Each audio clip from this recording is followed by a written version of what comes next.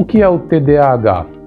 Oi, meu nome é Yuri, sou psicólogo e hoje eu vim tentar esclarecer o que é o transtorno de déficit de atenção e hiperatividade e por que há tantas narrativas conflitantes sobre ele. Com certeza você tem escutado muito sobre o TDAH. É muito fácil encontrar conteúdo sobre ele na internet, principalmente nas redes sociais. Famosos como Emma Watson, Will Smith, Michael Phelps e Sabrina Sato são diagnosticados com transtorno. TDAH é um transtorno de desatenção, hiperatividade e impulsividade. Há 3 tipos de TDAH: os que são predominantemente desatentos, os hiperativos impulsivos e os combinados. O transtorno é normalmente associado à infância, já que seus sintomas se destacam desde cedo, principalmente no ambiente escolar, mas ele também se manifesta na idade adulta. Ainda hoje, o TDAH é motivo de discussões acaloradas. No ambiente acadêmico, podemos dividir as posições sobre o TDAH em 2 polos. O primeiro é de caráter biologizante, ou seja, o foco é no transtorno enquanto fato neurofisiológico que deve ser tratado com medicações. Para essa visão, apenas exames neurológicos e genéticos já serviriam para definir o transtorno. O segundo, com inclinação mais crítica, defende que o diagnóstico foi produzido e moldado como subterfúgio da indústria farmacêutica para vender medicamentos que consertem o transtorno e façam a pessoa se adequar mais às demandas sociais. Inclusive, há determinadas linhas que questionam a própria existência do transtorno enquanto realidade neurológica. Mas qual posição está certa? Diante desse conflito de ideias tão opostas, podemos tirar algumas noções importantes sobre a realidade do TDAH. Mas antes de partir para conclusões, temos que entender a história do transtorno. Ele surgiu na literatura médica na primeira metade do século XX e teve várias definições. As primeiras explicações relacionavam a criança com TDAH a um defeito no controle moral, deficiência mental leve ou branda. Depois relacionaram ao que se chamava de encefalite letárgica. Ao longo do tempo, a criança com essa condição foi chamada simplesmente de hiperativa ou de hipercinética.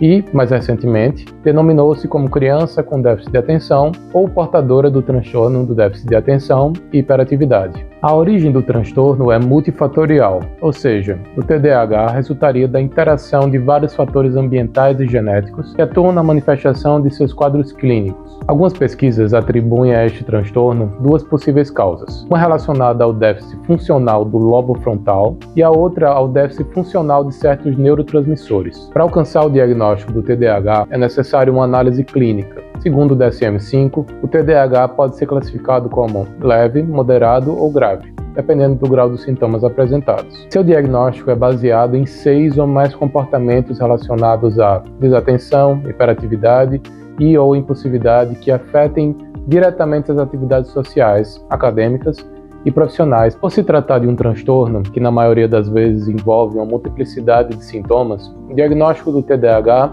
é um processo longo e requer a avaliação de diferentes profissionais, como médicos, psicólogos, psicopedagogos e neuropsicólogos. Esta avaliação deve conter uma anamnese minuciosa, um exame físico abrangente, uma avaliação de neurodesenvolvimento e a realização de exames que têm por objetivo avaliar o rendimento pedagógico. O cloridato de metilfenidato, mais conhecido como Ritalina, é o principal medicamento usado para o tratamento do TDAH. Mesmo sendo importante para o tratamento, os medicamentos não oferecem as estratégias e habilidades necessárias para enfrentar dificuldades relacionadas ao TDAH, como baixo rendimento, desemprego, subemprego, problemas econômicos e dificuldades nos relacionamentos. A pesquisa desenvolvida no Rio de Janeiro recrutou alunos das classes de alfabetização à 4ª série de uma escola pública primária. Esses alunos moravam em favelas locais. O grupo de crianças afetadas foi comparado com um grupo de controle, quanto à presença de fatores psicossociais relevantes que pudessem correlacionar-se com o diagnóstico de TDAH. Os autores indicam que a exposição à violência comunitária seja considerada como fator de risco psicossocial para a ocorrência do TDAH. O TDAH, como vocês podem ver, é uma condição complexa, cheia de nuances e com indefinições que provocam disputas de narrativa.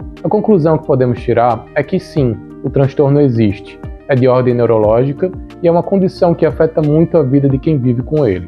Mas isso não quer dizer que devemos colocar de lado a nossa postura crítica diante da forma com que ele é lidado pela nossa sociedade. Realmente, há uma grande influência da indústria farmacêutica das informações sobre o transtorno que são vinculadas pela mídia. Essa influência constrói uma visão biologizante do fenômeno que exclui os fatores psicossociais. Mais importante do que pensar a adequação da pessoa com TDAH à sociedade é pensarmos que tipo de sociedade nós queremos para a pessoa com TDAH. A patologia só pode ser compreendida através de uma análise biopsicossocial. Precisamos analisar a sua biologia, as inclinações político-ideológicas em torno de sua pesquisa, o seu processo terapêutico e a forma com que o indivíduo e a sociedade a experimentam. Para finalizar, eu gostaria de indicar o filme Mami. A história se passa num futuro próximo, no qual uma lei determina que os pais e responsáveis podem, com uma simples assinatura, ceder ao Estado a tutela sobre crianças e adolescentes com transtornos de conduta. O personagem Steve foi diagnosticado com TDAH,